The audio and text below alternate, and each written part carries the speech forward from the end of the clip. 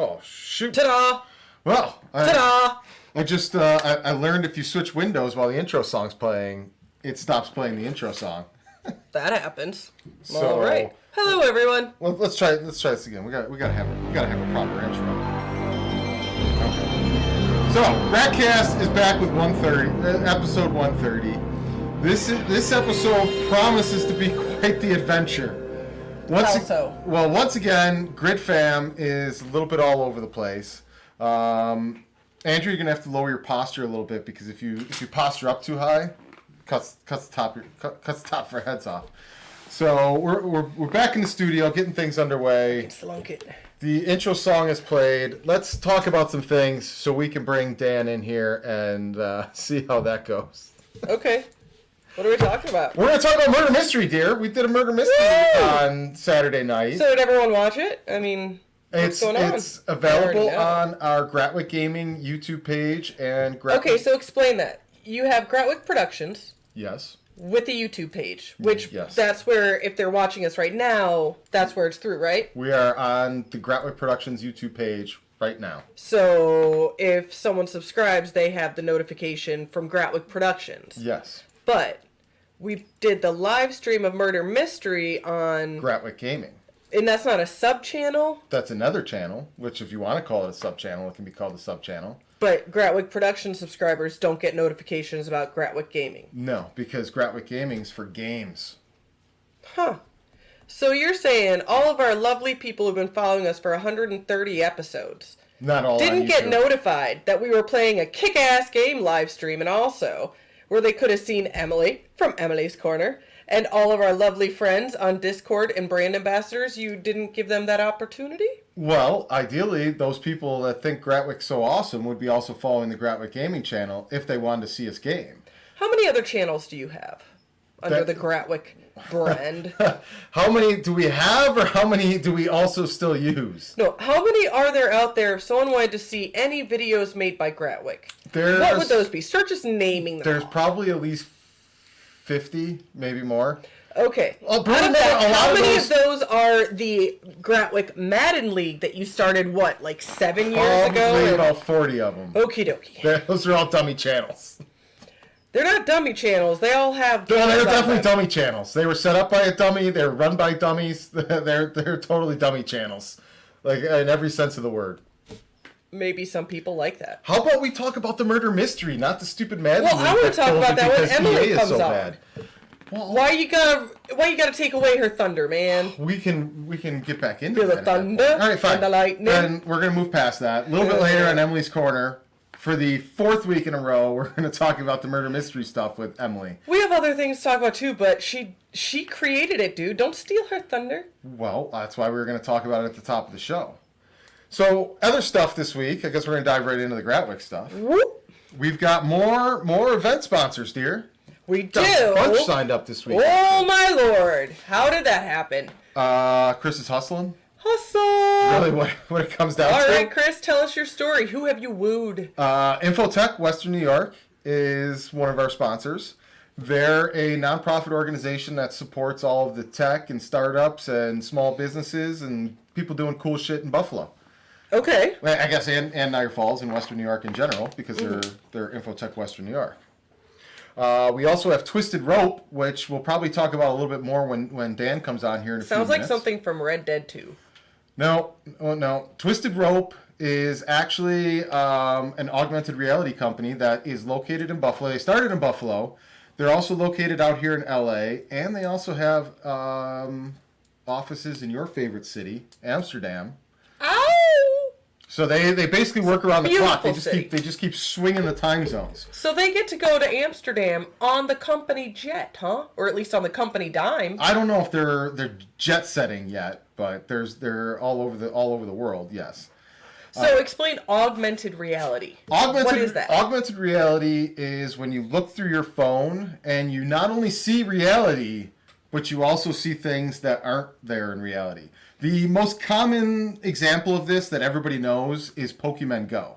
So you play Pokemon Go, you look in your phone, and holy shit, there's Pokemon! I gotta go chase them into the street. There were all those dumb, yeah. Yeah. Or overeager players who are going into like military zones and all sorts of goofy stuff to hunt down the Pokemons, which I don't. As somebody that's learning and understanding the technology of augmented reality, I don't really understand the tech side of how the Pokemons were showing up in the middle of the street and in military facilities and stuff like that. Because this augmented reality that we're talking about, it needs a pre-existing image to trigger the augmented reality. So I'll give you a perfect example. We've got Dan's logo behind us. So imagine if you're looking at Dan's logo through the phone, it would recognize his logo, and then it would trigger whatever the augmented reality experience is. So if Dan had an animated graphic, it would trigger that. Now, I know Dan's got this logo. If he wants a pair of socks that dance. Yeah, dancing it could socks, trigger that. dancing socks. But I know Dan's got this logo. It appears in his commercial with Fred Jackson. So what can also be done, and one of the things that we're going to play with for the event, is this logo could trigger that video, and it would pick up right from wherever the logo is in the video. So it would look like the still image suddenly came to life and turned into a video. Done correctly. That's the goal. Is that something that's possible, or is that just... Possible, absolutely. Whether or not... Is that something that has been created already in code? As far as Greg from Twisted Rope has explained to me, they haven't actually played with still images yet. It was kind of something that I suggested. Okay, then what do they normally play with? Images. We're talking about them, so I want to know what they normally do. Well, like I said, it can trigger an anime. Like if this logo had an animated, you know how our intro when we come in, Gratwick's got the thing that happens like that. So what can happen is when you point your phone at our logo, yeah, you're awake. We're glad you're awake too. It would trigger that animation to play, and it would look like the logo just suddenly came alive. But it's really just playing a video overlaid on there, lined up through algorithms to be perfectly aligned with the logo that triggered it. Cool. That's how it activates it. And the other sponsor this week is Code Socks, which we'll have to ask Dan. I'm not sure if he's sponsoring under Code Socks or he's sponsoring under Codes Media, but we're going to learn all about that stuff. Is that a separate thing? Or is there a Codes umbrella that they're under so that they're... I'll ask him. I will ask him when we get it. Can I just bring him on? Yeah. Everyone, you guys want to meet Dan? Just so everyone remembers, we actually went out for Dan's big launch in October when we were there. Remember we did the show before Thanksgiving, so there wasn't the Christmas tree, but it was the time before. Uh-oh. Yeah, we were at his big party. So Dan's clicking buttons. Bring it on. There you go. Hey, Dan! Woo! Brought you up. All right. There he is. Yeah. All right. So we have a question. There is Code Socks, which we were in October for that launch party, which was awesome. And now there's Codes Media. Are they under the branch of Codes? Yeah, Codes is the umbrella. We're starting different avenues, we're going to call it. Different preneurs. We're trying to spread it out and attract more business by branding underneath the same name, and we're having just different departments and different segments of Codes. Oh, very cool. Nice. Yeah. So, Dan, real quick before we dive too far in, is there any way you can turn your headphones down just a tiny bit? We're getting a little bit of feedback into there. Just I think it's actually on the phone call through coming into your ear. No, that's all I got. There you go. How about now? Is that better? Perfect. There we go. Okay, so first question on the list here, Dan, is you grew up in Buffalo, familiar territory here, and how long ago did you move to Tampa? Because you're based out of Tampa right now.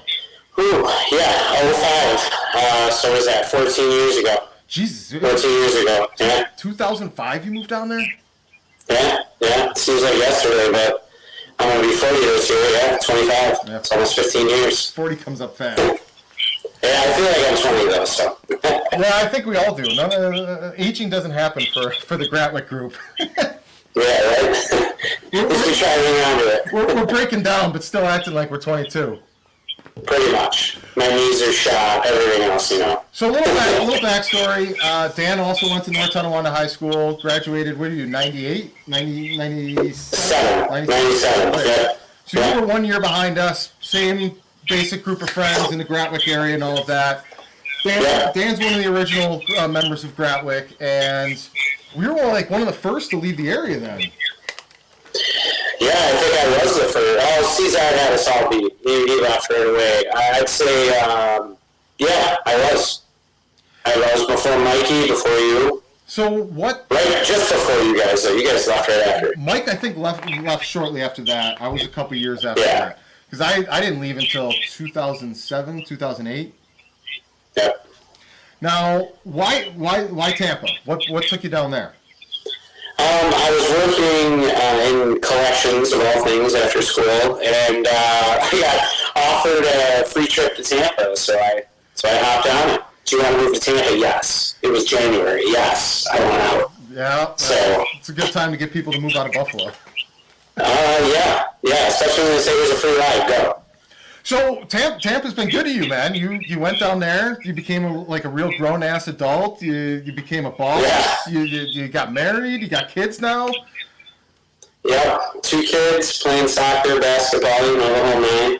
The house. So your wife, she's actually from New York State as well, right? You went all the way down there. Yeah. I'm a New York girl. Syracuse. Yeah, she's originally from the Syracuse area, and met her with 10 minutes of courage at a really nice beachfront.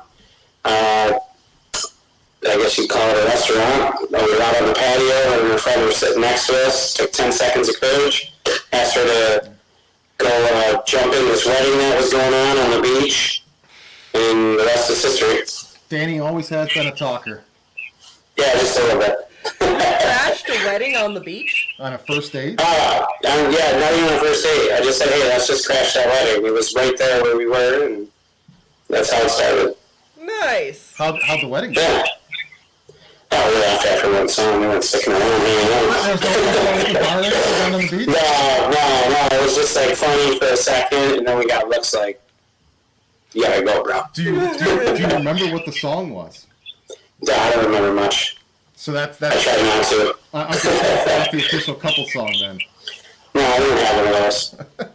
We're not in 1982 slow dance, get your song. No, we're good. So, bill collections has been talked about profusely on this show for a myriad of reasons.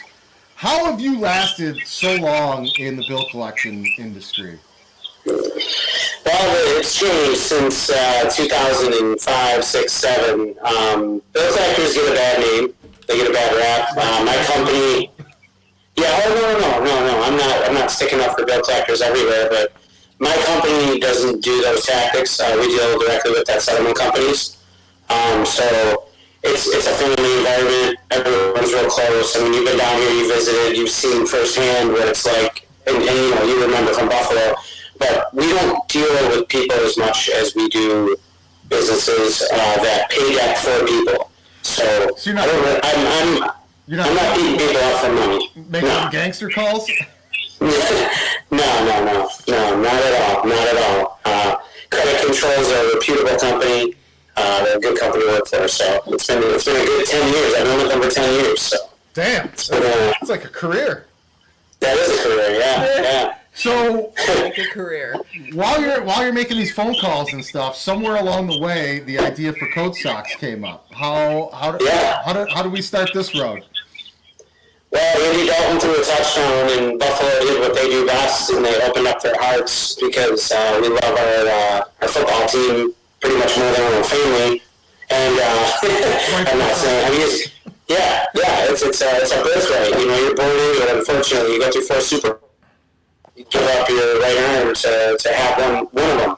But no, Andy Dalton threw that touchdown, and we poured out our hearts, and we have a mutual friend, Chris, that her son has hydrocephalus, which is they have to drill into his skull and remove fluid from around his brain and extra brain matter. So I sat there and said, what can we do to keep this money in our community? How can we do this? And I was actually driving down the road and heard a song put on for my city, And I'm like, this would be a cool song. Can you imagine if like we did something to give back to our city? And I thought, well, I play basketball. I'm proud of where I'm from. What if I put my area code on socks?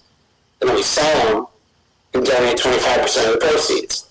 So I sat on that for a good couple months, and finally I just started. Just got the ball rolling, called a bunch of manufacturers in the United States because I wanted to stay here, found the right pair, and came up with the first 716 sock. It was the white one with the red and blue letter and numbers, I should say, to represent. Oh, thank you. Yeah, they're cushioned heel. They're the closest thing you can get to a Nike sock, but instead of having the money go to the company, we're dividing it up into replicating another sock for a new area code, which will be in the 216 very soon. We have a couple projects going on there, and we take 25% and donate to charity, and we keep a little bit for overhead and all the costs that we have to run the business. But we're just trying to get back to the city that basically raised us. My business partner Jeff is in the Virgin Islands. I live in Florida, but you can take kids out of Buffalo. You can't take the Buffalo out of the kids. Yeah, I can attest to that. Yeah. Many have tried over the past 10 years out here to get me to let it go, and it just doesn't happen.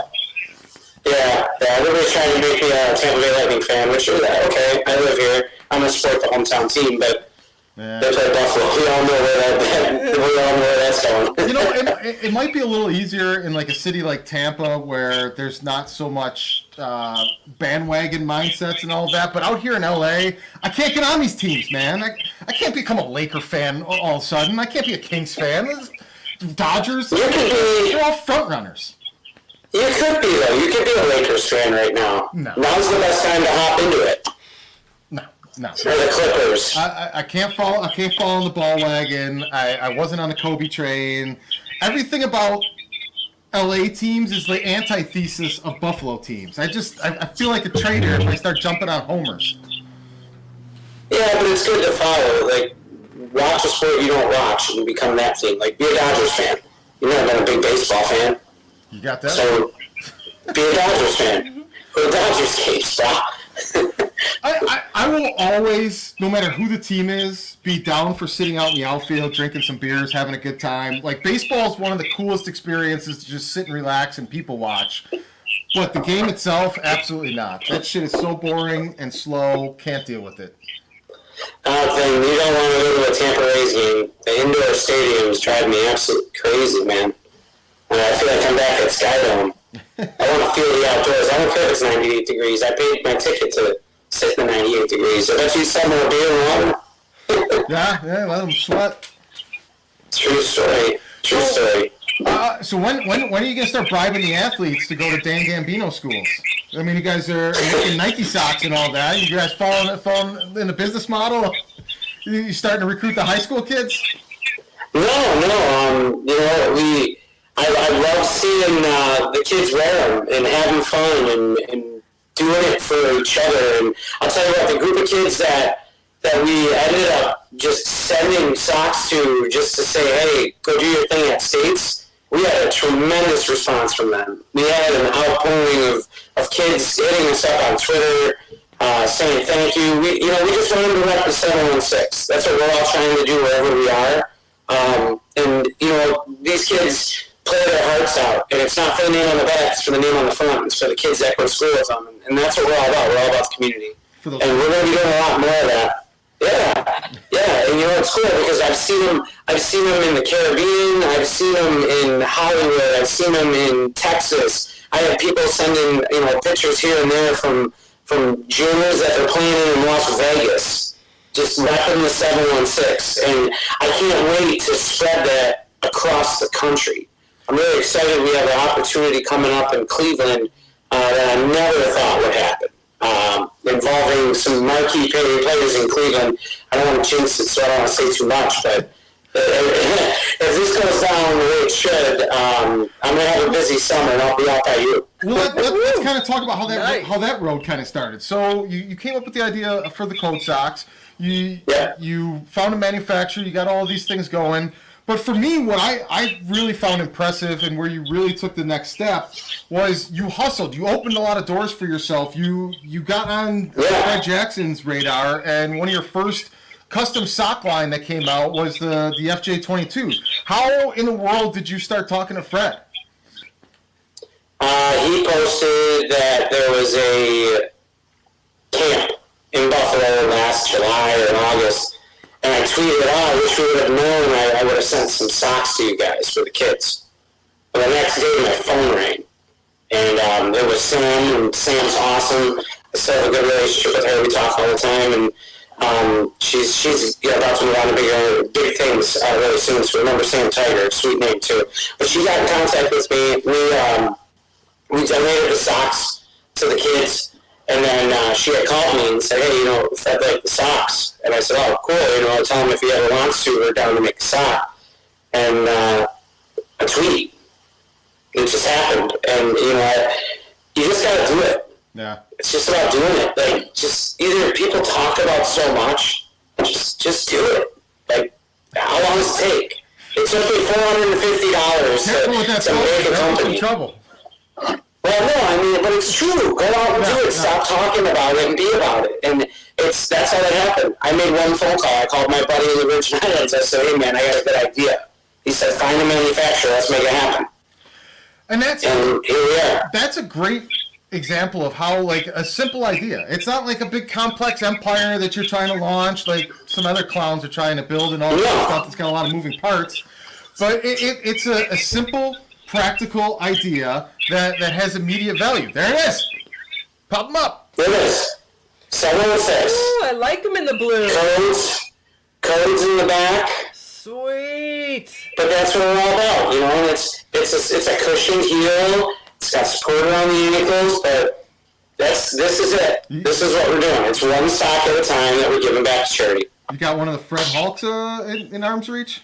I do not. Oh, I do not. Right. I do not. Didn't mean to put you on the spot. The blue ones are super cool, though. I like that. I can grab them. I have them in like 3 feet reach. If you want to not see me for a second, I can grab all of them. But, we teamed up with some good charities. That's the biggest thing is, sending people a check for $200 is a difference. Yeah. $50 is a difference. And it's rewarding when I go to places and people say, hey, man, I follow you. Keep up the good work. We did a event down in Bradenton a few months ago, and it was really cool to have people come up and say, hey, keep doing what you're doing. I think you're going to make it. I think you have something here, stay at it. And that's the positive reinforcement is what drives me. And the negative reinforcement is what drives me even more. Yeah, I got to be honest, the negative drives me a little bit more. That it does. That chip on the shoulder, that's Buffalo. Yeah. You can't get rid of the chip. Do me a favor, tell me I can't do it. Tell me I can't do it. So one of those people, not to. I don't know if this is the same event because you've had a couple events down in Florida, but one of those people was somebody's dad. Is that correct? Oh yeah, when we came back from Buffalo with the Fred Jackson thing, and I went down to Miami, and my good friend John Howler is the head of the Bills backers in Miami. So we did a pop-up sort of at a bar that they had the Big Bills Mafia Miami party, and the next day I got a tweet and said that the Allens were coming through. So when they got there, I walked over and I got to meet Josh Allen's mom, dad, and the sister, brother, girlfriend, all very nice people. Wyatt Teller's girlfriend. I got to meet Rachel Bush, which was cool. Jordan Porter's girlfriend. Yep. I got to meet Starla Tui's entire family, and it was awesome. I mean, just doing the things that I'm doing, giving back to the community. Met the people for the Buffalo Sports Hall of Fame, and we're doing some projects with them. And we did this event with them, and it's been unreal. I mean, even if I'm not trying to be a billionaire, I mean, yeah, we're all trying to be a billionaire. Who are we kidding? We're all trying to make money. That's what drives us. But what drives me is knowing that the Friends of Carly are getting a check for $400, knowing that we sent a check to Pancho Villa for $500-600 so far. Like it's gratifying for me just for that. Yeah, that's what it's all about. Not only are you supporting the charities and involving them in that, which Gratwick is all about. We've been about that all over the years. But the ride you've gone on, the things you've gotten to experience in such a short amount of time, the people you've met, it's amazing. It's very inspirational, and it all starts from socks. Like who would have thought that something so simple would send you on such a journey? Yeah, it's unreal. It's a bunch of different things mixed together, though, Chris. I mean, you've known me for a long time. I like to think that I'm a friendly person and I'm approachable. But if you don't go out there and do it, it's not going to fall under that. Oh, absolutely. You've been what I've always called a very gregarious individual. And for years, well, thank you. I've tried to recruit you and harness those skill sets because I've seen it in you that it just needed a direction and to apply it. And collections is one of those type of industries that if you're not careful, it'll swallow up people that are good talkers, that are good networkers and communicators, and you'll spend so much time and energy being successful in that field that there's so many other more paths and doors and opportunities that could open up with those type of skill sets that I'm glad that whatever it was, whether it's socks, underwear, freaking leather jackets, something opened that door for you and finally initiated you to start using your gifts and your natural skill sets to advance your position in life. And I couldn't be more proud of what you've chosen to do and how you've gone after it. Thanks, man. And it's not just collections either. Working in management at a young age, it teaches you personal skills and communication skills that you don't think you have, and having kids changes things. It teaches you how to multitask. Every life experience that we encounter gets us ready for the next one. I consistently tell my kids, failure is just the gateway to success. Fail. Was that a subtle shout out to Anderson's? Yeah, oh, dude, I love Anderson's. Dick's Sporting. I'll tell you what, Dick's Sporting Goods was one of the best jobs I had along with Anderson's because I got to see a lot of Florida with Dick's Sporting Goods. I got to find out the inner workings of a company. I got to rewrite policies. We rewrote the whole gun policy and stuff like that. You think it's stupid at the time, but there's a lot that goes through it. I know what we're talking about. Anderson's forever, baby. So this brings up a big question. So you're a family man. You've got the day job. That you're a boss, and now you're also an entrepreneur. How are you balancing all this? How do you find time for Little League? How do you find time to be a dad? How do you find time to kiss the wife and give her some attention and still make everything happen? My wife hates me, so no, I'm just joking. No, she does. She hates the time, but you know what? She actually does a lot, and she does a lot for me that I don't. You got her in the back talk about stocks? No. Yeah, right. No. Those are done in Osage, Iowa. But you know, and she totes a lot of that. She does a lot of the things that she's walking in right now. She's going to be live on Facebook. She's stopping. She's repping the coach shirt right now, so she's got that going for her. She gonna stick a little face cameo in there? No face cameo. She's running for the hills. But, you know, she does a lot. She does a lot for us. She manages a lot with the kids. That's huge. Down in Florida, also a Florida person. Yeah. Who's that? Sammy Bryans. Hi, Sammy Bryan. You probably know her dad. When Chris lived back on Sweeney Street, her dad was the neighbor who had the Sweeney bar. Yeah. Okay, yeah. Sammy's daughter, who is all grown up and working on productions and many things too. Probably someone you would want to get to know. Yeah. Cool. She's super awesome. Yeah, definitely. Yeah. Hit me up. Yeah, so this is balancing time. You know, doing my son's basketball league because I love to do it, and I want to give him the best opportunity to learn and succeed in basketball. He's 9 and shooting the lights out. You know, my daughter at soccer, just you juggle it, man. You find a way. You sleep 5 hours instead of sleeping 8 hours. Well, when I'm sitting at home watching a game, I'm not just watching a game. I'm on my laptop. Yep. It has to be easier to balance all of that stuff when you're getting the results, you're seeing positive movement, you're taking the steps forward, you're getting the good feedback and reinforcement for all of those things. Oh yeah, yeah. It helps. It helps when you see strides, and you know what's crazy? Is everybody's like, "Oh, you're doing awesome. Keep striving." Well, you know what? I failed 10 times. Oh yeah. You know, we don't have the social media presence we want right now. That'll grow. We're not trying to dump a lot of money right now, but things will grow through either word of mouth or through Facebook or Instagram. There's other ways to skin a cat. You know, there's areas that we're losing in. That's going to happen. But I'll take the small successes every day. Oh, absolutely. So yeah. Here's a question that has come up several times for people that when we told them you're going to be on the show. What is more challenging so far in your experience? Being a dad and managing the kids, or being an entrepreneur and working with professional athletes? Which one has been tougher to wrangle and keep in line? That's a loaded question. No. I would say being a dad, it definitely takes more of my time than anything else.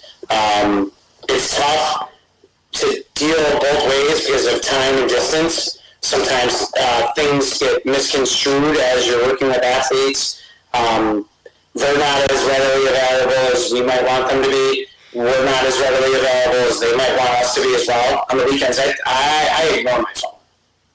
I have to. At certain times of the weekend, it has to be about the family. And the kids, you know, get dressed. I don't want to get dressed. Get showered. I don't want to get showered.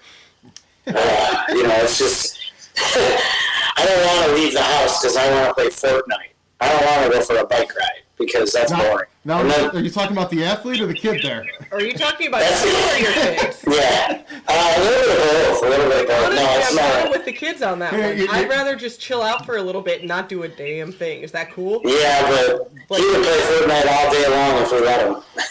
Yeah, so would Chris. Have you found a situation yet where you're yelling at your kids to stop tweeting and you're yelling at the athletes to start tweeting more? Oh, my kids are not on any social media. They're only 9 and 7. No, nothing. No phones, no social media yet. They don't have their own phone? No phones. Oh. The 9 man. Not asked yet. Strong. Oh, they've asked. More year. Wait till their phones start getting them. Then you're going to have. They already have. Nope, they already have. They're like Too a little bad. convict. They got a phone stashed between the mattresses. They probably do. I wouldn't put it past Briella. She definitely would. So how many different versions of socks have you come out with so far? We have 5 right now. We have another one in the making. It's going to benefit the Buffalo Sports Hall of Fame. It's going to be a Circle the Wagon sock. We're in talks right now with them. Hopefully we can get the big man on ESPN involved. We're gonna see what we can do to make that happen. We're supposed to have an event that Monday prior to the event with you. I think they're trying to get a musical night with Chris Berman going on the 4th. A musical night with Chris Berman. Yeah, I don't really know. We haven't touched. We were supposed to touch base tonight. We're supposed to touch base with them, but is Chris Berman involved in the music? Is he I don't know. Or a could have been? I think it's just a night. I think it's just a night with Chris Berman, and they're going to play. They're going to have musicians. All right. Cool. I guess so. I don't know. Yeah. If he sings, it would be awesome, though. Here's the big thing. I'm going to be there.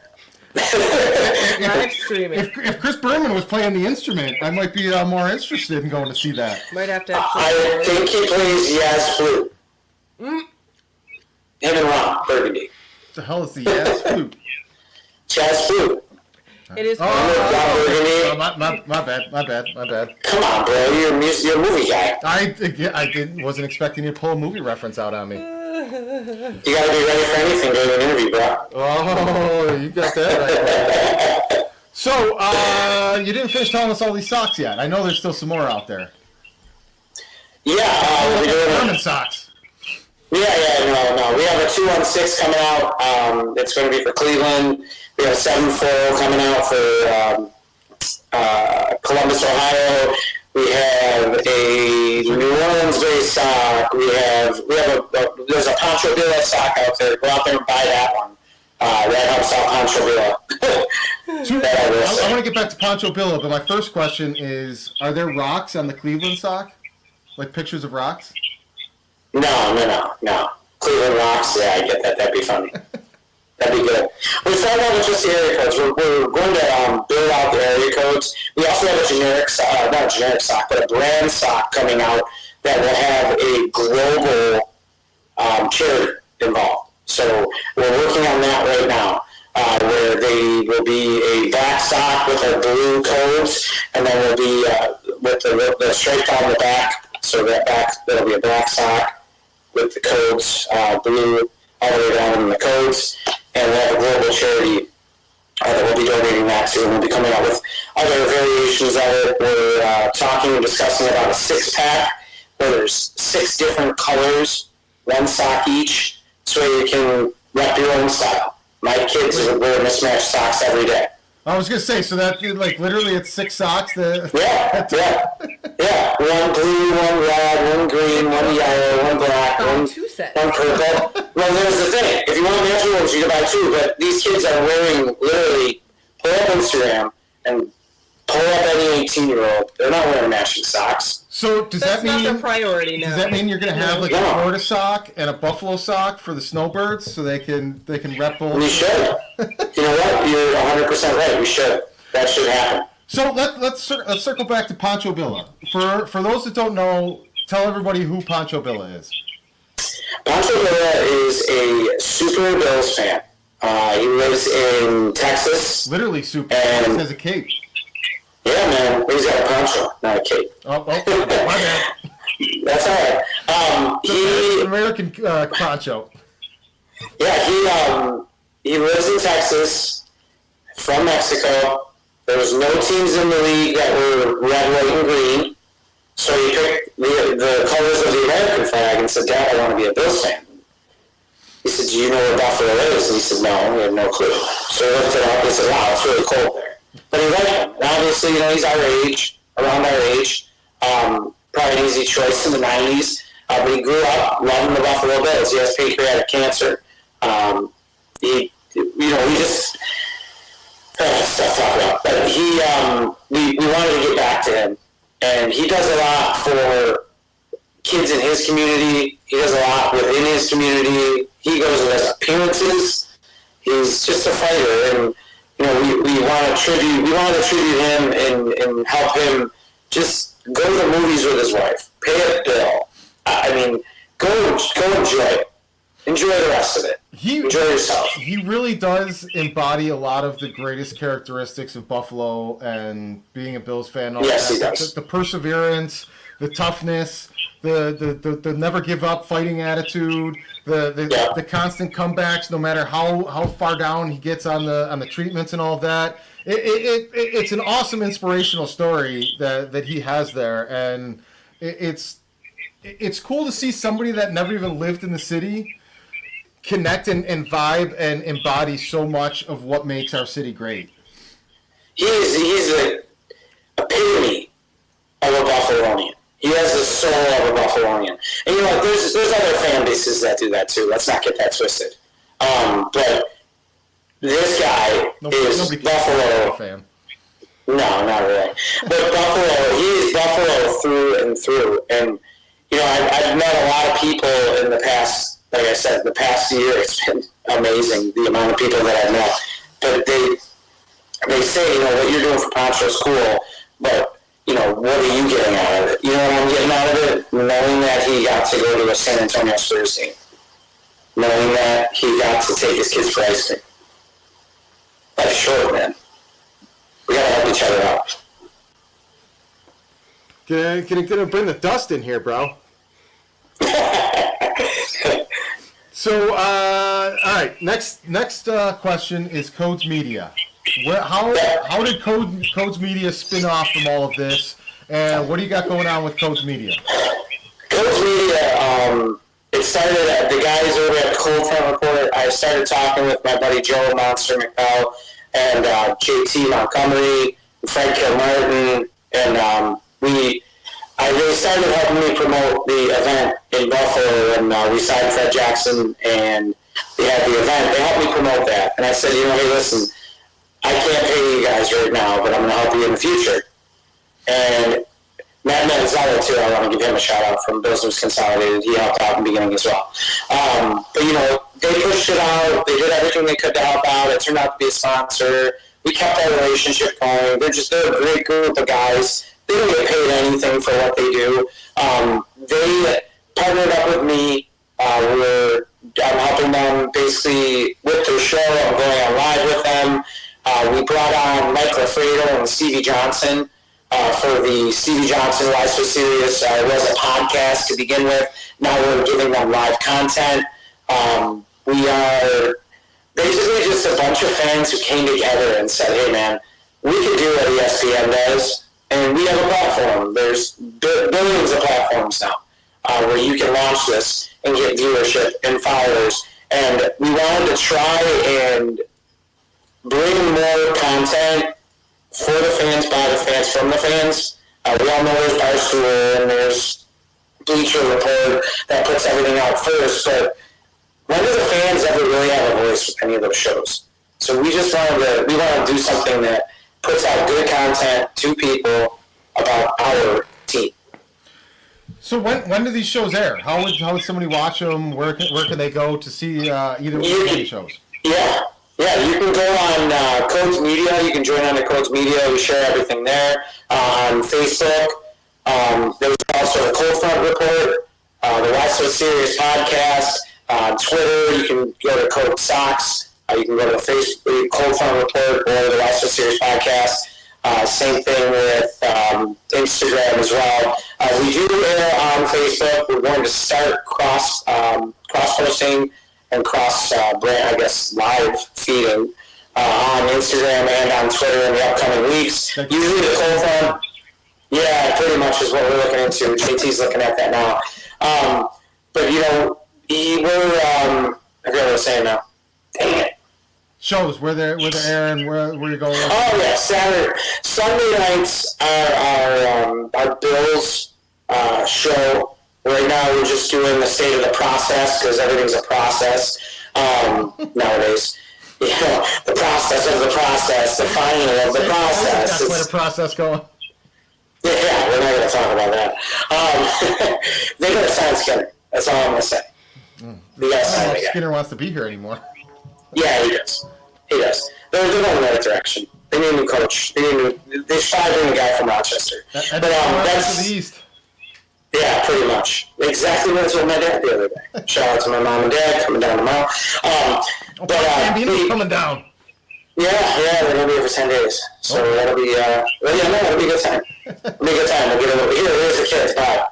Mm-hmm. No, I'm joking. But on Sundays we air that. Yeah, they'll do it. 100%. They love to. They can visit, and then they get grandparent time. They can spoil them and get. Yeah, and then they're like, we're going to the casino. Yeah, they're like, they're coming home. They're still awake for it. Right. Bye. Exactly. Yeah. Bye. We're going now. So Sundays that airs. After the game, it'll be on. I think it's 9:00. Every game night, they do a Saturday show. You just said 9:00. What time zone is that? Because that's Eastern, man. Because everybody goes off at Eastern, bro. No. So, not everybody goes off to Eastern. We intentionally fight the East Coast bias on this program. If you say a time, it's assumed to be Pacific. All right. So at 9:00 Eastern Standard Time. Is that better? There you go. And then Stevie Johnson's show, we're still trying to figure out a day that's going to air. It'll probably be on Wednesdays during the season. Right now, he's got his hands in a lot of things, and we've got our hands, hopefully, in a lot of things with him. So there's more to come on that front as well. Hopefully he's hanging on to him. Yeah. So I know he's doing some work out in California, so we're gonna hopefully team up with you guys to make a show with him. Yeah, I think that's a great idea, and I don't want to talk much more about it because I don't know what can or can't be talked about on that. Anything. So I don't want to accidentally spoil. Nothing. That's all I can say is maybe. Okay. So maybe there'll be more Stevie in the future. A lot more Stevie with some special guests. So let's take 5 minutes and talk Bills football here a little bit for, well, pretty much you and I. But Well, what do you think happens at the end of the month here? Where do they go?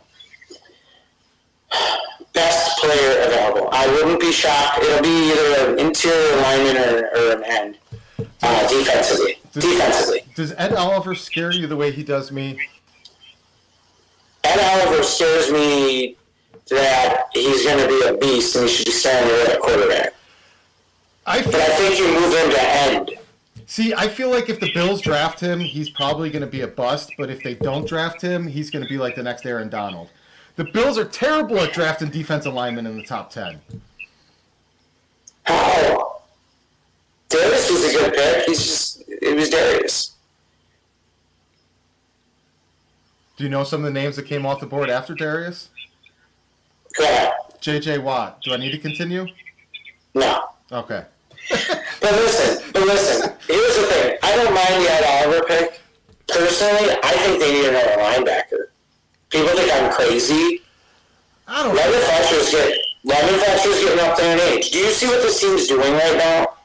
We have 6 number 1 corners or safeties on our team. Excuse me, gentlemen. 6. I'm going to get. But here. Porter, Micah, Trey, Johnson, Gaines. I'm sure there's someone else on the team that I'm not naming, but there's 6 pro caliber corners. We've never had that. Ever. I don't think they need another linebacker because they've got 2 studs, they've got some depth players, and most of the formations you're going to roll with, you're looking at nickel or better, and there's only two linebackers out there anyway. Right, we do the dime a lot. We're going to go the dime a lot because we want speed. Everybody has to in this day and age. Everybody's got three or more wide receivers out on the field. You got to. So I mean, we need a pass rusher. To be honest with you, my pick is a defensive end. I'm either looking for if you could trade up and get Sweat, get him. If you could trade up and get Bosa, get him. If you really think these guys are the next big thing, trade up and get them. See, my ideal scenario, and this is what I was lethal at in Madden. At pick 9, you trade down with like the Redskins to 15, let the Redskins get a quarterback, you pick up a couple mid-round picks, and then at 15, you drop down again to the mid-20s, and now you're getting a shitload of depth in a freaking draft that's deep. Other than that, I'd probably take a reach on DJ Metcalf and have him be a bust on me. No. We have other pressing issues. I want to say number 1 receiver, man. You don't need a 1 receiver. Dude, you do not need a number 1 receiver in the league. Name the last true high pedigree number 1 receiver on the Bills. We had him. We didn't have a quarterback to get him the ball. Who was it? Sammy Watkins was a number 1 caliber receiver. He got hurt. He had injuries. Why hasn't he been a number 1 receiver anywhere he's gone since? Wait, because there's been 5 other receivers everywhere else he went. The Rams are loaded at wide receiver. Kansas City was loaded at wide receiver. They got Robert Woods, who was actually way better than anyone gave him credit for here because they didn't have a good quarterback situation. Dude, I would take those 3 receivers that we had in 2015 you don't over Antonio Brown and Juju Schuster-Smith. You're preaching. Because Sammy Watkins was a deep threat. Robert Woods was probably my favorite player, and same thing with Goodwin. Goodwin just stretched the field. All he did was sort of all the end zone. Goodwin was getting it. Probably 30 versions of a Madden season in franchises. Goodwin was the key to my entire offense. How that regime couldn't figure out how to use Goodwin was beyond me, but that dude made my offense click. He's going to kill it in San Fran this year. He's going to kill it this year. I just hope he stays healthy. I really do. I really like the guy as a person. I follow him and actually know his marketing manager, and he's a good guy. Diermeyer and I have a couple buddies that went to Texas. That went to Texas with him, and know Flash Goodwin. But with a receiver like that, it's super easy how you use him. If the defense backs off because of his speed, you run him across the field and let him outrun people going horizontal. When they come up, he's grabbing the safety. He's grabbing the safety through the middle, or the linebacker through the middle to open up the running back. And if they step up and come down on him, you throw it over the top. It just could not figure out how to use this dude. And then they draft Sammy Watkins, who 60% of his stats in college came from wide receiver screens, and in 3 years they never ran one wide receiver screen. Nope. That stuff drove me nuts. Okay, so moving on, May 10th. Is Coach Sox or Coach Media going to be at the May 10th launch event? Which one? Coach. Coach. You got the whole thing. Just codes. Listen, when you think about us, we're codes, man. It's one brand, one family, but it's just two separate divisions. It'd be like Nike and Jordan. Where's Jordan? Part of it. So when somebody's talking to you and you're talking about Code Sox, and then they're like, "Okay, I need to talk to Codes Media," do you do a little spin in place and just turn it up? I just say I am Codes. Dan is Codes Media, Danny is Code Sox, and then Daniel is Codes? Yeah, pretty much. Hopefully we're going to be adding a third thing. So wait a minute, what's the third thing? Oh, shit, you almost set me up to blow our own secret. Yeah, no, you'll see. You have to join the event. So you got to come. You got to come out and support it. What can you tell us about the There's going to be 4 presentations happening on May 10th and Night to Inspire. What can you tell us about your inspirational presentation that'll be taking place? I'm trying to show that there's more to a city that people see. And I'm trying to show that there's things you can do in that city to bring people to the real heart of the city. That's as much as I can really say right now. It sounds I don't know how else to put it. True, authentic Buffalo experience. Something of that sort. Might it involve augmented reality? I'm not at liberty to say that. You're the worst spoiler. I'm not spoiling anything. I'm giving hypotheses and speculating. You know, we're trying to reinvent what Buffalo is all about by not inventing anything at the same time, by showing what we're about. You know, I think it was you when we were talking. The average stay in Buffalo, I believe it's like 21 hours. And what do 95% of those people do in those 21 hours? Drink. Come and go. Drink or eat. Come and go, right? You're in town, you're here for a meeting, where do they take you? Oh, they take you to Anchor Bar. Oh, we have to go here. Or we gotta go to Charlie Butcher. Or we're gonna go to Homestead Burns, or Buffalo Chop House. Or we're gonna go to Sear. Or we're gonna go to this place. What about all the spots we love? The whole San Acero's, man, best Italian in Buffalo. I mean, that's by me. Everybody else likes Chefs. Chefs is good too. But if you're not from Buffalo, do you know what San Acero's is? Nope. Do you know what Anderson's is if you're not from Buffalo? I'm gonna die. I'm having a cold. I think of that as an ice cream, isn't it? Yeah, but they also have roast beef on whack. Yeah, and hot turkey sandwiches. Ted's hot dogs. You know, Lloyd's. Look at Lloyd's. Lloyd's is huge. You know, they have the Larkin building. We have some amazing park systems. Which, did you know that Delaware Park is the first park to ever be built inside the city? Was it really? I've been doing some hard research recently on Buffalo facts for a little past, present, and future element that we're gonna work into the event, and I did not come across that one. How about the first strand of lights was done from Niagara Falls to Buffalo for the Pan American? Yeah. A lot of people don't know that. Tesla. The people that are in Buffalo, Tesla. That's where the Tesla coils actually started. They started through the hydraulic power through Niagara Falls, and a lot of people don't know. Do you know that Niagara Falls is going to be shut off next year? Yeah. They're going to be diverting it to the Canadian side? My dad has a picture. Well, my dad had a picture of him standing on, like, almost at the edge of where the falls actually goes. They turned it off in the 70s or something. And that's the last time it was turned off. And he was standing right in the middle of where the water would have gone over and all that. And it has a picture there. And it's the coolest picture ever. Yeah. Oh, they're not doing that anymore, I'll guarantee you that. Not that levee rig. But how cool is that, though? Like, how many people can say, I went to the Niagara Falls, and they turned it off? Buffalo is also home of the first permanent movie theater.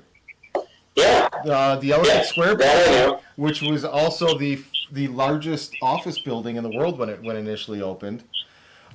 We've put together quite a list that we actually have to narrow down of different times and moments in history where Buffalo has been at the forefront of innovation and changed industries. The pace. We're one of the largest city halls in the country. That building, I swear, every time I see it, looks like the building from Ghostbusters.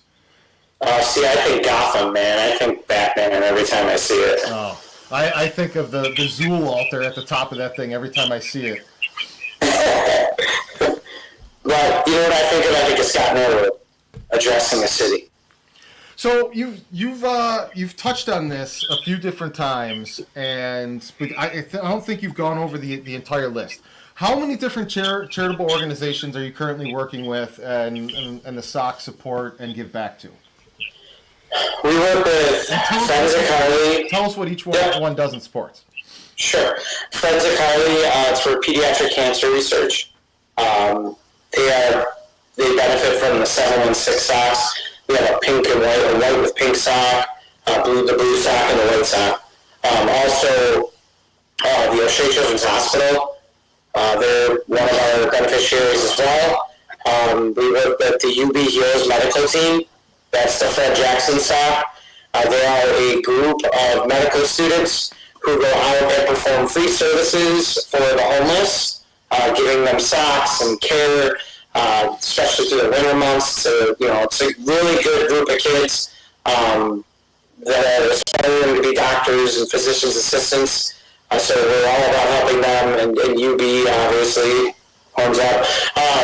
We're just trying to get back to them. Poncho, Bira, and then the Buffalo Sports Hall of Fame will be the next one in Buffalo. Nice.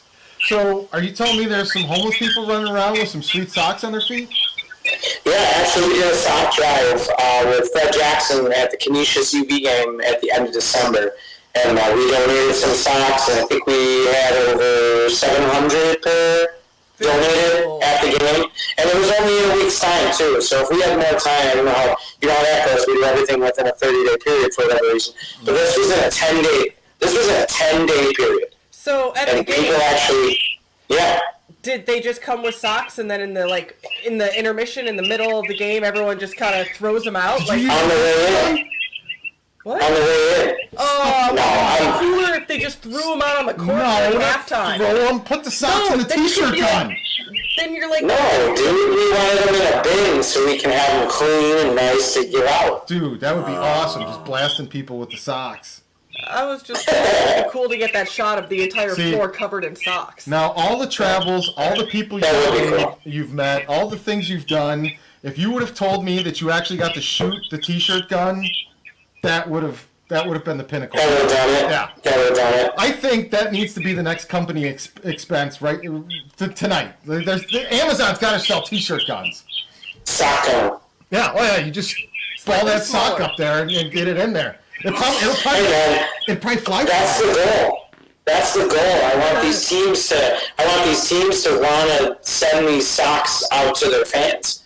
I want to see Billy Buffalo chucking the socks into the stands.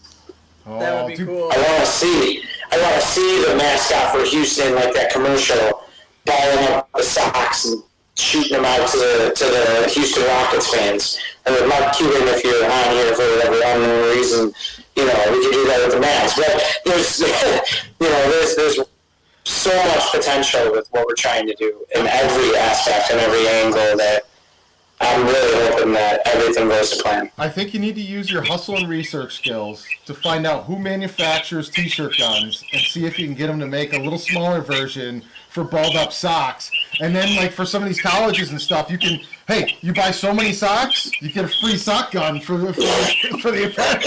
Yeah, man, that would be tight, right? Especially for what we have going on this summer. That would be perfect. All right, I could be doing it. It is time to bring up our final question here. It is a question that has become standard for all of our guests now. And as you said, anything can happen in an interview. So let's see how on your toes you are. Do you know when you signed up for Facebook?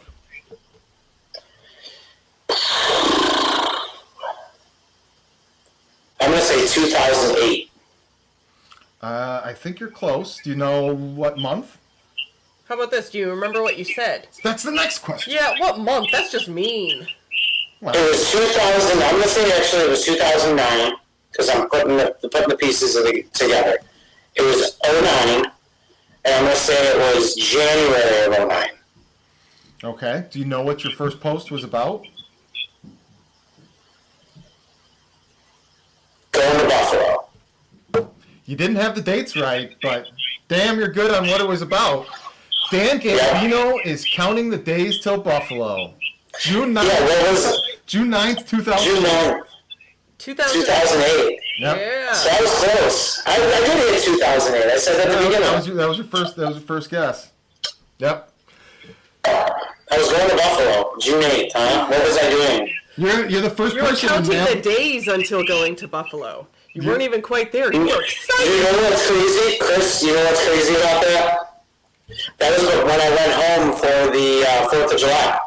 Ah, Buffalo Hills. Buffalo Hills. Remember we were watching all the people walk by? Was that the too low fireworks? Were you there? Yeah, dude, we thought the flag was going to catch on fire. We were like, man, all these crazy rednecks are going to be running down. Ash on everybody because they. So Jamie, you need Dooms. That's when Dooms was there. You need Dooms, Jamie. That was it.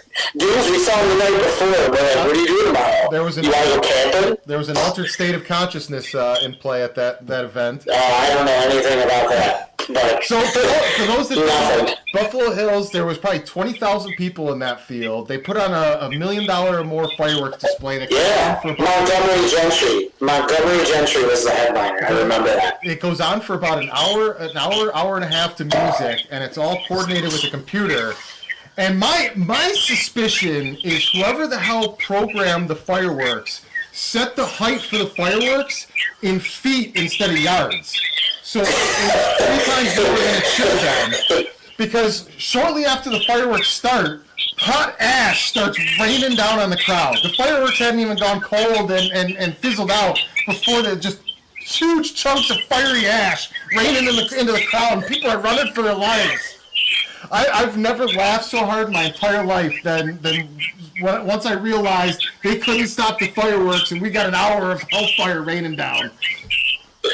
Yeah, and one of the songs said that too. My mission in life as a storyteller and a filmmaker is to bring that scene to life on screen.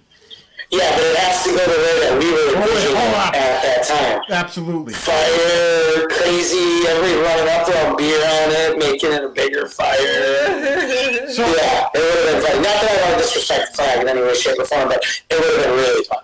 So this is the wrap up of the interview here. We've got Emily's Corner coming up next. Is there any last words that you have? Anything that you want to pimp out and push? I mean, obviously socks. Yeah, no, not even the socks. May 10th. If you're in Buffalo, you're in town, and there's nothing to do like there ever is, I'm joking, May 10th. Come and see us, May 10th. Mark it on your calendar. We're gonna blow May the building. 10th. Dude, Yeah, we're gonna have a good time in my own backyard. Welcome to my neighborhood. have you been there yet? In the World Tour building? I have. I haven't been into that part of it. I have been into the platters because you can't go home and knock with sponge candy. Or a shake or some ice cream from there. Everything's really good. No, listen, seriously, come out and join us. We're going to have a lot going on. We're going to have hopefully some people in the building that you want to hang out with, besides me and Chris. But no, we're and Andrea. Sorry, Andrea. Yes, you too. But we're looking forward to being there and doing what we can to help out and help kids. And even if they're not in Buffalo that weekend, the whole thing is going to be live streamed. They can join us online and be a part of the activities at the same time. Yeah, the games and everything else that goes on. And I'd like to thank you guys for having me on. And get your codes, man. Wrap your codes. Dan, for us in Cleveland. It's been a long time coming having you on the show. I'm totally proud to call you a friend and see that you're reaching your true potential and using your skill sets for the good of humanity. And the best is yet to come, man. Thank you for being on the show and keep doing what the fuck you're doing. I will, man. Thank you guys too. Keep doing what you're doing, and I'll see you guys next time. All right, buddy. Bye. All right, guys. Have a good one. Bye now. Thanks, Dan. Man down. No. So, that was our boy, Danny Gambino. Yes. Andrea, Yes. you were firing the questions at him left and right there. I know. I'm very inquisitive. Especially when you talk about football. I mean, I am filled with facts and questions. Well, I'm ready to just debate when we talk sports. I appreciate you not wanting to chime in on the football conversation, embarrass both Danny and I with your immense, vast knowledge on the subject matter. Circle the guy with the ball, hold your elbows like a chain, and walk it down the field. So it's the most realistic. Yeah, answer. that's pretty much all it is. That's what you should do. I've got a mystery that has just unfolded. Mystery! I've been fiddling with this pen, as most people probably watching have noticed for the last bit of time here. And for whatever reason, there's something super loose inside now. And because you've been fiddling with it? And the pen no longer... Because you've been fiddling puts with it. Puts the tip out so I can write with it. And I don't know if it can be saved, honey. I don't know if it can be fixed. You know what would be awesome? If M called and saved us right now. Speaking of the bell, Chris is talking about pens now. I'm talking about broken pens. This was my... You're talking about the pen you broke while you This was my beautiful pen that came with my awesome iPad Hulk case. Emily! Yay! Can you hear us? Emily, thank you. All right! Thank you for joining us, Emily. What did it do? Off on. I think once it comes up, let it go for a second. I gotta leave it alone. I just want to keep touching it. Make it go. Here, Magic. Here it comes. Magic. There's Emily. Ta-da! Emily. Yeah. Emily? Our mistress of murder mystery night. I'm gonna jump right out here with a spoiler. I am sad to hear the news that your computer died, but the connection seems stronger, clearer, and better than ever. Yeah, I'm glad my phone's working this time. So I'm going to let Andrea kind of do some back and forth with you here on Emily's Corner, and I'm going to chime in with all the sweet details from the Murder Mystery Night. Okay, so first question. How long did it take you to get everything set up? Because there was a lot of detail that went into that game. Like... How long did that actually take? Because I don't think Chris realized what he was asking you to do when he said, "Hey, you want to do this?" It was awesome. I like before you answer that question, Emily. Not to discredit you, I thought you were going to come up with something awesome and great, but I kind of took it for granted a little bit, the complexity of what the clues were going to be and how deeply layered they were, and I was pleasantly surprised that I was at a disadvantage for taking it for granted. Yeah, I wanted to make some of the puzzles, clues easy, but I didn't want to just give it away and be like, oh, well, after 5 minutes you'll know who did it, so hope you enjoyed it. Somebody tried to give it away. Dude, I did not. I have an alibi. Who gets stabbed and gets blamed, honestly? Like a bunch of ruthless friends in that room. As a horror writer and a longtime fan of Scream, my spidey senses went up the second there was a second violent act on the murder.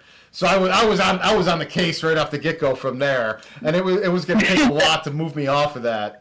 And Andrea's, you being the only one near me who I could have blamed, that doesn't help. The overacting, deflecting. Definitely. I overacted. Let's talk about you. I can sell that. No, I really actually enjoyed that you, Siobhan, and both of you guys, like, you put more towards your character. You took the notes that I gave you and you went with it. Where some of the other people, not really performers, they already kind of did what I gave them. Kelly did good too. Heck yeah, she brought that whole, oh, you wish you were me. You wish you were me. I got your man. Yeah. So, can you share a little bit with how does a puzzle like that come together? Like, where did you start building that kind of puzzle stuff? Yeah, like Chris started thinking about how much he made you do for work on that one. Well, one of the reasons I'm asking is because I'm inspired by what you did. I'm trying to put together a bit of a not a murder mystery, but a intricate puzzle that people can piece together with different clues in that for the augmented reality aspect for the event. So I kind of want to get some insight from you on how you formed your puzzles. In my head. I don't know, like, I've always loved doing puzzles, and I love horror movies, so it kind of just came to me. I guess the first thing I need to do is figure out, like, who did I want to be the killer? And then when I figured that out, I'm like, okay, well, let's go with her name. How do I get people to kind of, like, see her name? And that's why I did the I love you to the moon and back and kept out the moon, so it signifies, what that was word a good one. is. Thank you. And then actually the letter there's the 4 misspelled words and the 4 letters that were gone spelled Luna. I actually took that from Lemon Ticket's series of unfortunate events. And I think it's the 3rd book. The kids go over with their aunt, who's like a huge grammar person. Like, you have to speak correctly and write correctly. And when she gets kidnapped, she leaves them a note, and it's filled with errors, so they know something is wrong. And then they take all the errors, and it spells out, like, help me, I'm here. And so I kind of took it from there. Well, that's very cool. I like that. I've seen that show, though. I've seen it with Neil Patrick Harris. Yeah. I have not read the books, but I've seen it with, yeah. No joke, Emily. I think if you wanted to, you could totally do like remote murder mysteries, like Zoom murder mystery on there, and be the host and do those type of things. And I think freaking people would love to be able to have their friends from all over the country or whatever be able to come together and have a host run the murder mystery like that, because it's a fad and a cool thing right now. But like, for the most part, most people, they all have to be in the same place. They have to be there at a house and be there for the party. But there's got to be people like we are that are all spread out all over the place that want to do that with their remote friends and stuff. And I think that'd be a cool side gig or something like that would get a lot of buzz and demand. Yeah, because I know I have a lot of online friends, and so I think it would be cool, like, to be able to do that, to, like, all get together online and play this game together. Definitely. Except someone else gets to think of the next one, right? Because that took a lot of time. So you didn't answer that question yet. How many weeks did it take to get this all? Because it was in your spare time, which was already very small. As soon as Chris asked me to do it, I was on top of it. First I had to decide, the first thing I did was decide character names. And then once I had the character names, I decided who I wanted to be the killer, which I knew right away I wanted you to be the killer, because you're like Because you made the comment, you're like, I can be the victim and I'll just sip wine the whole night. And I'm like, I was totally going to do that too. I'm like, I'm just going to sit here and be like, I'm dead. Sip, sip, sip, sip. Total awesome curveball, by the way. The whole time we were going into this, all I kept thinking about was who's going to be the person that has to sit there the whole time and be a dead body. And the way you handled it, I don't want to ruin it like telling who the killer was, but the way you handled it was so good, and it was perfectly done for a remote play murder mystery. Well, thank you. I appreciate that. Yeah, I wanted to do, I wanted to make the victim somebody that, so then everybody can still continue to play. So then I'm like, well, I'll just make myself a victim because then, I'll be the detective too. So then to distinguish that, I had the rainbow background for Roxy. And then I had my mom.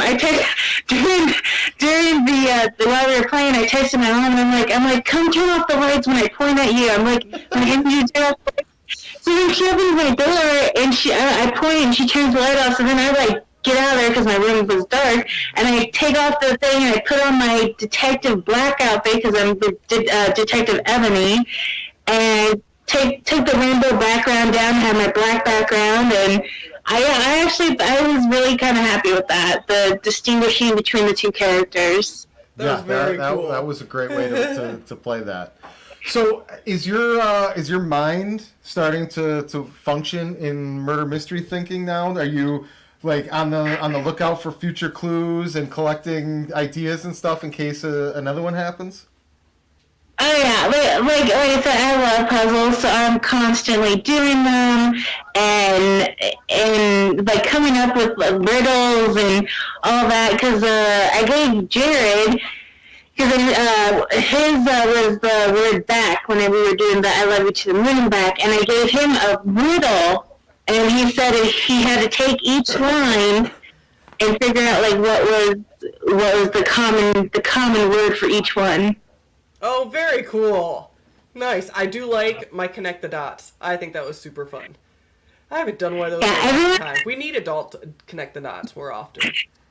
Everyone had a different puzzle. You have a dot to dot. There's a cryptogram, a crossword, a word, a hidden letter inside a bunch of little pictures. Kelly, I loved Kelly's. Kelly's was probably my favorite puzzle. I did, I think 12 different images from my phone, including a Winter Soldier poster I had at the theater.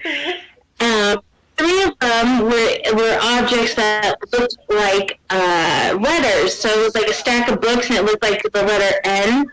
Okay. And her word was the end. And so I'm find the hidden word, and I had to help her out a little. Jared said, she got pregnancy brain right now, so. Nothing wrong with that. It means the baby's growing smart. I totally thought Andrea's Connect the Dots was somebody holding a PlayStation controller. It would have been an Xbox. Come on now. It would have been an Xbox. Because our hands are so close. I thought it was a total callback. For tiny hand people.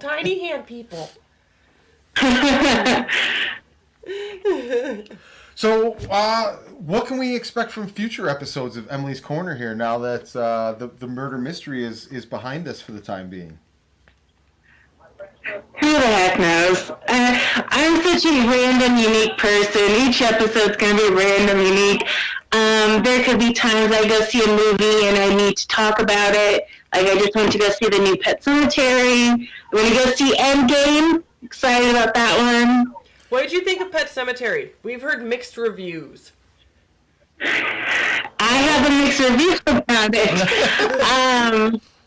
I liked it. I liked the beginning part. I didn't mind the big spoiler change of which child dies, which I actually think if I was the creators of the movie, never would have revealed that in the trailer. That was a huge reveal that if they would have just let that happen in the movie, everyone in the audience who had read the book or seen the original would have been shocked as heck. And they just kind of dropped the ball and revealed it right away. I did definitely hear that the fact that in the trailer they gave away a spoiler that they're like, that's a stupid thing to do in a horror film. Like, it would have been okay if it would have actually been a fake spoiler, but they gave it away.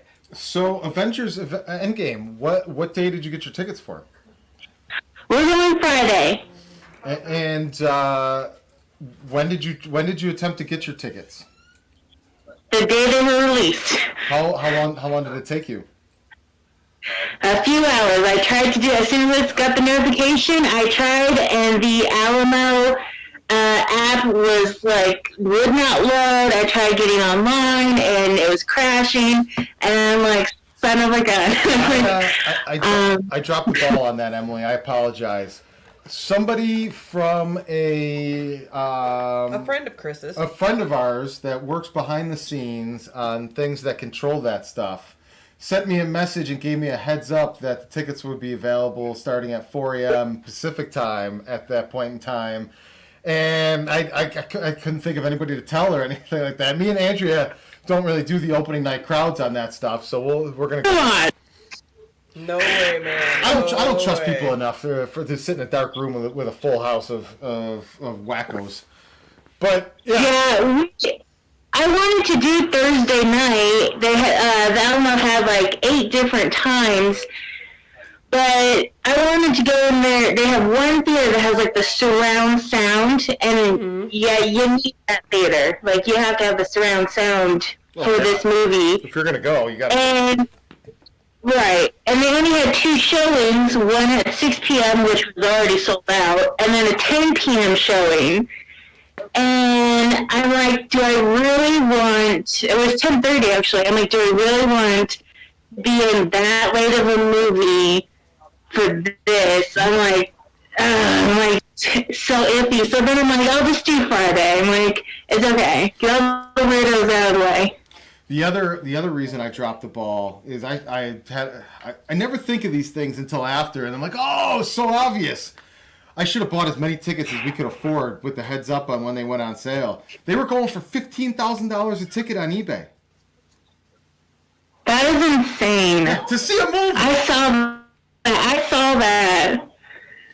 You'd think for $15,000 I could go to the premiere. Right? Yeah, there's no movie in the world I'd pay that much money for. I'd wait, if I had to, I'd wait 2 days. Yeah. I'm not paying that much. I don't think I'd pay $100 for a movie. No. Not unless I get to, like, meet the star of the show, have dinner with them. Yeah. So, what else is on your mind this week, Emily? So, let's talk about your computer. Oh my god. Like, yay that it made it through the game, but tell us exactly, so people are popping off, and we're ending the call, we're ending the game. Yeah. What happened? The final victim of the murder is your computer. I had it set up on my bed on a stack of my pillows, and I ended the call, and I know I stepped on the cord, and I actually ended up bending the AC adapter. But, that... Chris, what did you do? Emily, you paused. You stopped. Uh-oh. Emily just pulled a little bit of a Walt Disney. It's just... A little bit. She just stepped on it a little bit, and it bent it just a little bit. But, we've bent those before. All right. Hang on. She's calling back in.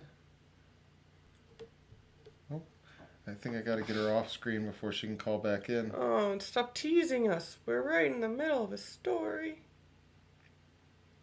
Oops. I think I just totally screwed up.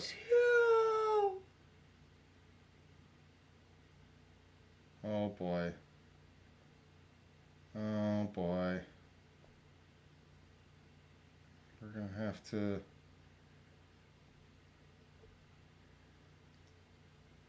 Things just got wacky.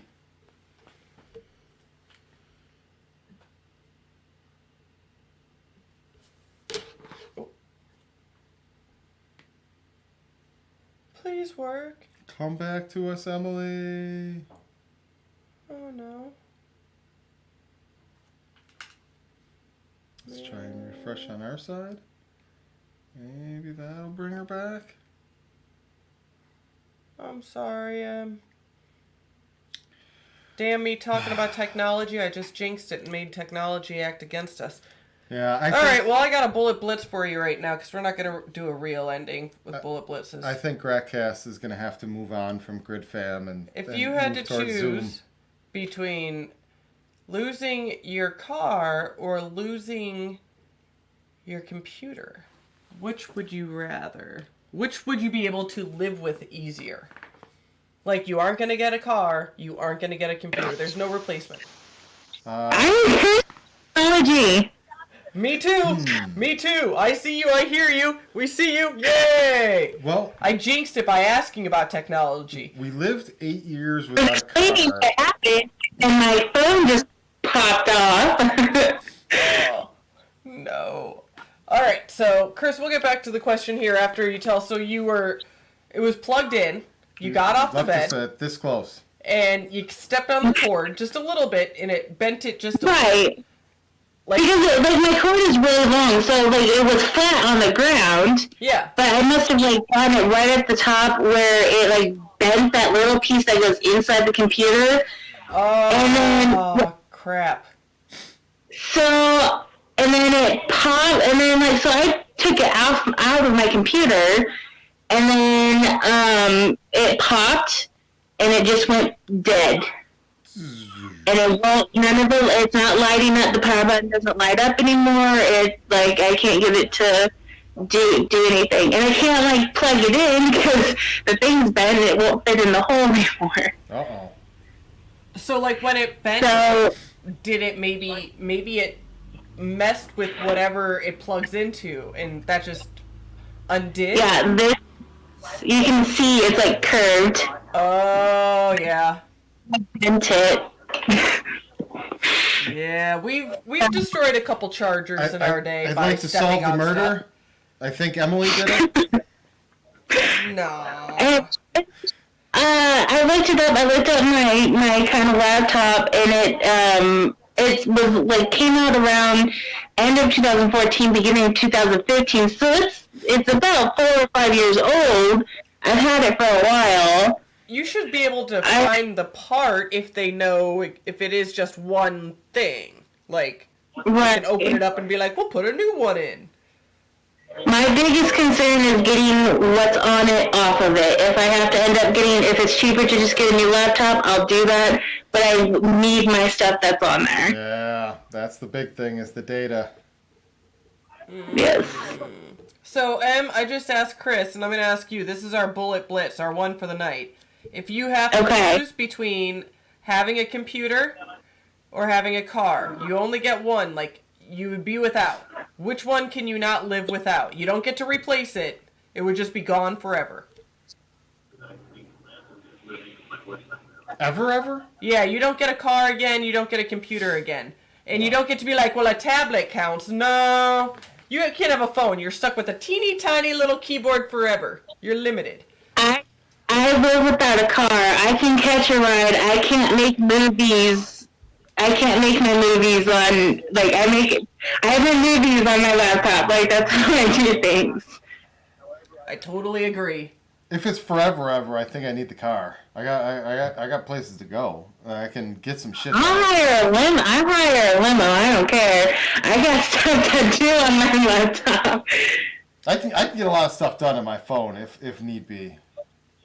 I can't drive around on my phone. Not yet, anyway.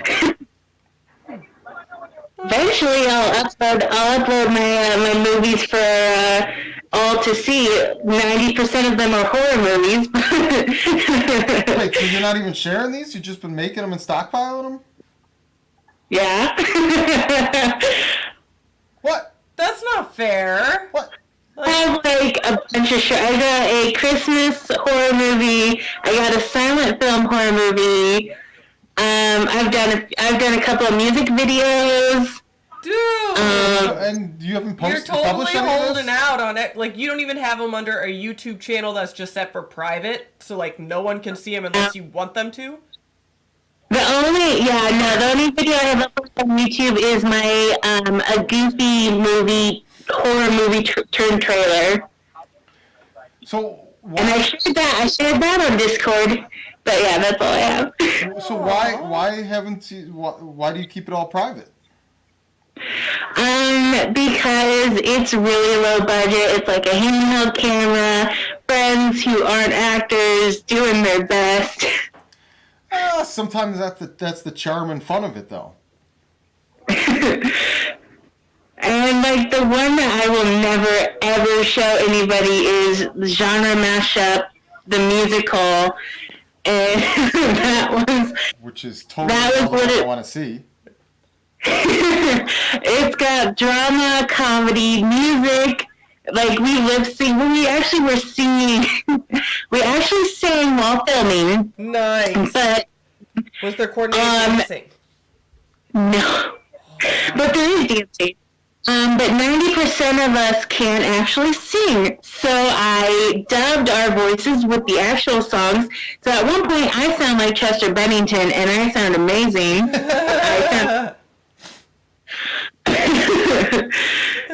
But yeah, but I plan on uploading them to share, at least with you guys, because I think you're awesome, and you guys deserve to see them.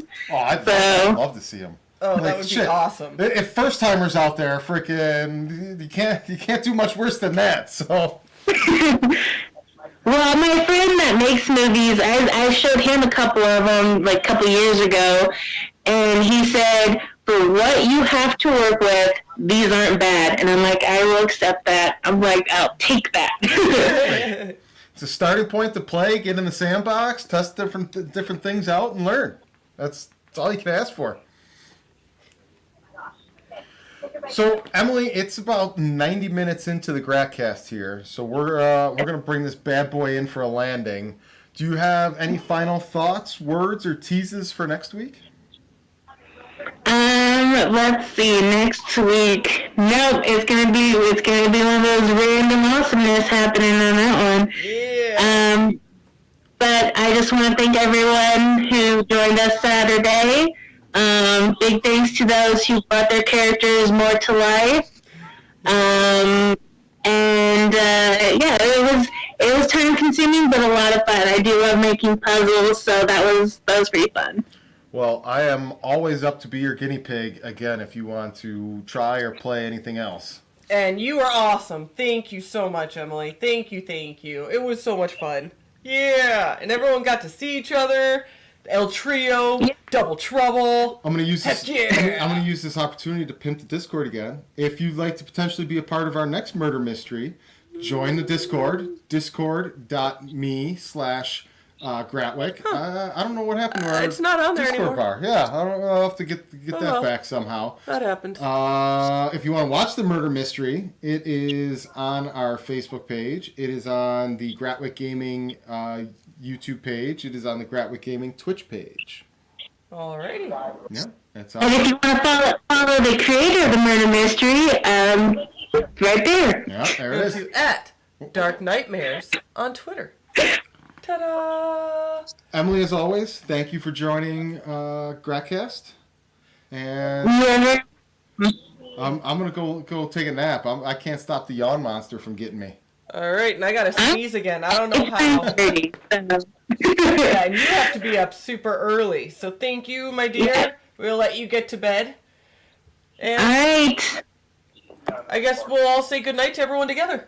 Yep. Oh, Emily, if you want to hang out, you can sing our closing song with us. Fuck this shit, I'm out. No thanks, don't mind me. I'ma just grab my destiny. Excuse me, please. Fuck this shit, I'm out. No thanks. This shit, I'm out. Alright then. I don't know what the fuck just happened, but I don't really care. I'm gonna get the fuck up out of here. Good night, ladies. Good night.